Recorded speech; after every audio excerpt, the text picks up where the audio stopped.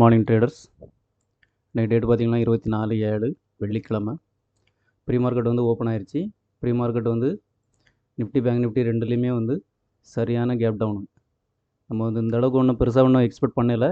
அந்த அளவுக்கு நல்ல ஒரு கேப் டவுன் பார்த்திங்கன்னா சரி 56,169 பேங்க் நிஃப்டி, கிட்டத்தட்ட 400 பாயிண்ட்டு கேப் டவுனு. அதே மாதிரி பார்த்திங்கன்னு சொன்னால் நிஃப்டியும் வந்து நல்லாவே ஒரு கேப் டவுனு, நல்ல பெரிய கேப் டவுன் வந்து நிஃப்டிலையும் இருக்குது. சென்செக்ஸ்லையும் அதேமாதிரி 600 பாயிண்ட் பக்கம் கேப் டவுனு. ஸோ இந்த மாதிரி பெரிய கேப் டவுன் வரச்சில மார்க்கெட் என்ன ஆகும்னு சொன்னால், நம்ம ட்ரேடு பிளான் எப்படி இருக்கணும் அப்படின்னு சொன்னால், புதுசாக இன்றைக்கி வர சார்ட்டை பார்த்து மட்டும்தான் நம்ம வந்து ட்ரேட் பண்ண முடியும். ஏன்னு சொன்னால் நேற்றைக்கு முந்தானேத்து உள்ள செல்லர்ஸ் எல்லாருமே நல்ல ப்ராஃபிட்டில் இருப்பாங்க, சரியான ப்ராஃபிட்டில் இருப்பாங்க. ஸோ அவங்க வந்து ப்ராஃபிட் புக்கிங்கும் பண்ணலாம். அப்படி இல்லைன்னு சொன்னால் இன்னும் கூட மார்க்கெட்டுக்காண்டி வெயிட் பண்ணலாம். ஓகேங்களா?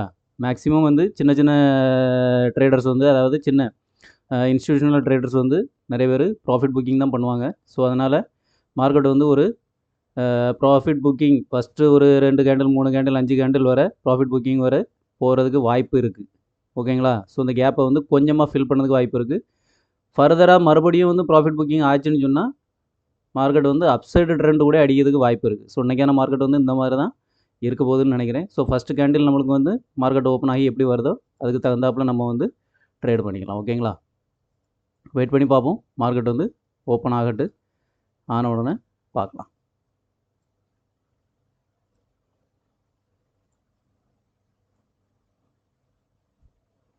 மணி வந்து 9:15 ஆயிடுச்சு. ஃபஸ்ட்டு கேண்டில் வந்து நம்மளுக்கு எப்படி வருதுங்கிறத பார்த்துக்கலாம். பேங்க் நிஃப்டியில் வந்து ரெட் கேண்டில் வைக்குது, நிஃப்டியில் க்ரீன் கேண்டில் வைக்குது. ஸோ பார்க்கலாம் எப்படி என்ன நடக்குன்னு சொல்லி பார்த்துக்கலாம். நம்ம நினச்ச மாதிரியே ப்ராஃபிட் புக்கிங் தான் மேபி இருக்கும், I think so. So candle எப்படி க்ளோஸ் வைக்கிறது அப்படிங்கிறத பார்த்துட்டு தான் நம்ம வந்து ஃபுட் சைடாக கால் சைடாங்கிறத வந்து டிசைட் பண்ண போகிறோம். ஓகேங்களா? ஆனால் கண்டிப்பாக இன்றைக்கி கன்ஃபியூஸாக தான் இருக்கும் எனக்கு தெரிஞ்சு. எனக்கு கேப் டவுன் வந்து பெருசாக இருக்குது. அதனால்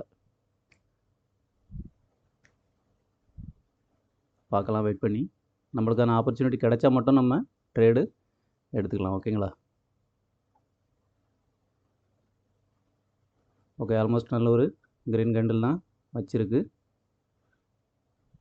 பார்க்கலாம் செகண்ட் கேண்டில் நம்மளுக்கு எதாவது ரீட்ரேஸ்மெண்ட் கிடைக்குதா இல்லை ரிவர்சல் ஆகுதாங்கிறத பார்த்துட்டு நம்ம வந்து ட்ரேட் எடுத்துக்கலாம்.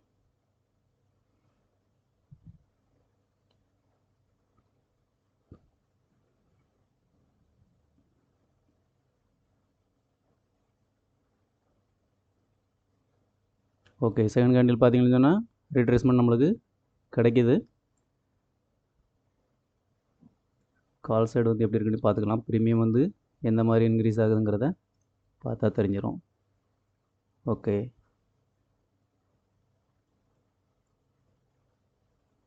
ஓகே, இப்போ நம்ம வந்து இதில் வந்து என்ட்ரி ஐ திங்க் ஸோ எடுக்கலாம்னு நினைக்கிறேன். Yes, correct. நம்ம வந்து என்ட்ரி எடுத்துக்கலாம். ஓகே,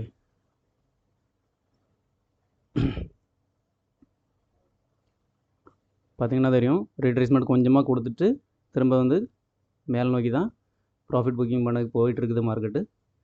ஸோ இந்த ஆப்பர்ச்சுனிட்டி பயன்படுத்தி நம்மளுக்கான ப்ராஃபிட் இன்றைக்கி ரொம்ப எதிர்பார்க்க முடியாது எனக்கு தெரிஞ்சு.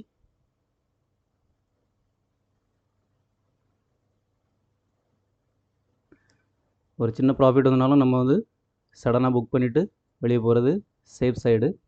நீ வெள்ளிக்கிழமை வேறு. ஸோ வெள்ளிக்கிழமைனாலே கொஞ்சம் ரணக்கிழமை தான் இருக்கும் மார்க்கெட்டு. திங்கட்கிழமை வெள்ளிக்கிழமை, ஸோ இந்த 2 டேட்டுமே வந்து மார்க்கெட்டு கொஞ்சம் வலட்டைலாக இருக்கும். ஸோ வலட்டைலில் நம்ம வந்து ப்ராஃபிட் சைடு மாட்டணும்னு சொன்னால் நம்மளுக்கு சேஃபு. இதே லாஸ் சைடு மாட்டினோம்னா பெருசாக இருக்கும். அதனால் கவனமாக இருக்கணும். ஓகே, நம்மளோட இப்போது 50% வந்து எங்கே இருக்குன்னு பார்த்துக்கலாம்.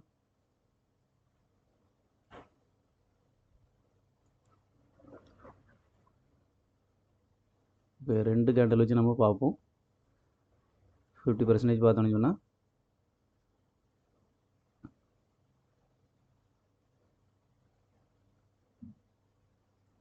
ஓகே, இதுதான் நம்மளோட 50%.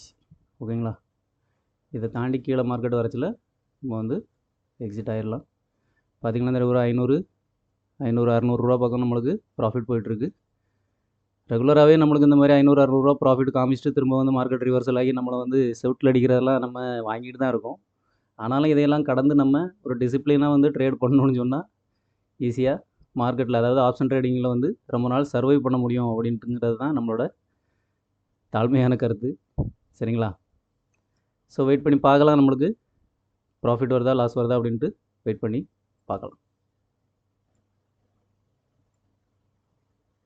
கிட்டத்தட்ட நம்மளுக்கு ஒரு 900 ரூபா ப்ராஃபிட் வந்துருச்சு. பார்க்கலாம், ஒரு 1000 ரூபா வருதான்னு பார்க்கலாம். 1000 ரூபா வந்துன்னா நம்ம வந்து கண்டிப்பாக எக்ஸிட் ஆகிடலாம். சரிங்களா?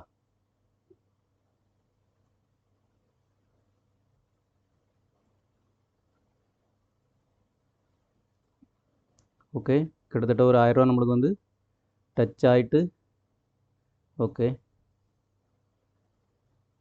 Okay 1100, 1200, okay. நம்ம இப்போ வந்து எக்ஸிட் ஆகிடலாம். ஓகேங்களா? போதும், ரொம்ப ஆசைப்பட்டோன்னு சொன்னால் வேறு உள்ளதையும் இழந்துட்டு போகிற மாதிரி ஆகிடக்கூடாது. ஸோ காலையிலே வித்தின் ஒரு 5 மினிட்ஸ்க்குள்ளே நம்மளுக்கு வந்து ஒரு பார்த்திங்கன்னா தெரியும் 1200 பக்கம் நம்மளுக்கு வந்து ப்ராஃபிட் நம்ம எடுத்தாச்சு. இதில் ஒரு 100 ரூபா நம்மளுக்கு ப்ரோக்கரேஜ் போச்சுன்னு சொன்னாலும் நம்மளுக்கு வந்து 1100 கண்டிப்பாக ப்ராஃபிட் வந்து கிடைக்கும். இந்த 1100 சாதாரண ஒரு விஷயம் இல்லை. ஒரு நாள் முழுக்க நம்ம கஷ்டப்பட்டு வேலை செஞ்சால் தான் இந்த 1000 சம்பளம் வந்து நம்மளுக்கு கொடுப்பாங்க. ஓகேங்களா? இந்த 1000 சம்பளத்துக்காண்டி நம்ம என்ன பண்ணுறோம், ஒரு நாள் முழுக்க 8 மணி நேரம் வந்து உழைக்கிறோம். ஆனால் அதுவே வித்தின் ஒரு 5 மினிட்ஸில் ஷேர் மார்க்கெட்டால் நம்மளுக்கு தர முடியும் அப்படின்னு சொன்னால் அது வந்து எவ்வளோ பெரிய விஷயம் பாருங்கள். ஆனால் இதுக்கு என்னென்னு சொன்னால் ரிஸ்க் மேனேஜ்மெண்ட்டுங்கிறத நம்ம ப்ராப்பராக வந்து கற்றுக்கணும். கற்றுக்கிட்டு அதை வந்து நம்ம ஸ்க்ரீனில் வந்து நம்ம அதை வந்து என்ன சொல்கிறது, அதை வந்து நிகழ்த்தி காட்டணும். அப்போனா தான் நம்மளுக்கான ப்ராஃபிட் வந்து நம்மளுக்கு கிடைக்கும். சரிங்களா? ஸோ நீங்கள் நினைக்கலாம் அன்றைக்கி இவ்வளோ சீக்கிரமாக எதுக்கு புக் பண்ணீங்க, ஸ்விங் கிடச்சுன்னா நீங்கள் வச்சு ட்ரை பண்ணி பார்த்துருக்கலாமேன்னு சொல்லிட்டு. ஆனால் அன்றைக்கி ரொம்ப நாள் வந்து நம்ம வந்து ட்ரேடிங் பண்ணிகிட்ருக்கோம். ஸோ பண்ணுறதுல இந்த வெள்ளிக்கிழமைகளில் வந்து நம்ம இப்படி ஏதாவது ஆசைப்பட்டு சரி ஓகே அப்படி உட்கார்ந்தோன்னு சொன்னால் அன்றைக்கி தான் நம்மளுக்கு பெரிய லாஸுங்கிறது வரும். ஸோ இந்த வெள்ளி, திங்கள் இந்த 2 கிழமையிலையும் நான் வந்து நிறைய லாஸ் பண்ணியிருக்கேன். ஸோ இந்த லாஸை வந்து வரக்கூடிய காலங்களில் வர விடக்கூடாது அப்படிங்கிறக்காண்டி இதை மட்டும்தான் நான் வந்து இந்த மாதிரி சடனாக வந்து முடிச்சிட்டேன். ஏன்னு சொன்னால் நேற்றுக்கு பார்த்திங்கன்னாலும் தெரியும், ஃபுல்லாக கேப் டவுன் ஆகி மார்க்கெட் இந்த மாதிரி நான் சொன்ன மாதிரியே தான் நடந்துச்சு. அதாவது பையர்ஸ் வந்து அட்ராக்ட் பண்ணி பையிங் சைடு போகிற மாதிரி காமிச்சிட்டு அகைன் வந்து மார்க்கெட் வந்து ஃபுல்லாக கீழே ஃபால் ஆயிடுச்சு. ஸோ இன்றைக்கி பார்த்திங்கன்னா நேற்றுக்கு நடந்த மாதிரியே இன்றைக்கி நடக்கிறதுக்கு வாய்ப்பு ரொம்ப கம்மி. அப்படியே நடந்தாலும் சின்னதாக ஒரு ரீட்ரேஸ்மெண்ட் கொடுத்துட்டு அகைன் வந்து மார்க்கெட் இன்றைக்கி புல் சைடு மேலே சைடு 56,700 வரை போகிறதுக்கு தான் வாய்ப்பு இருக்குது.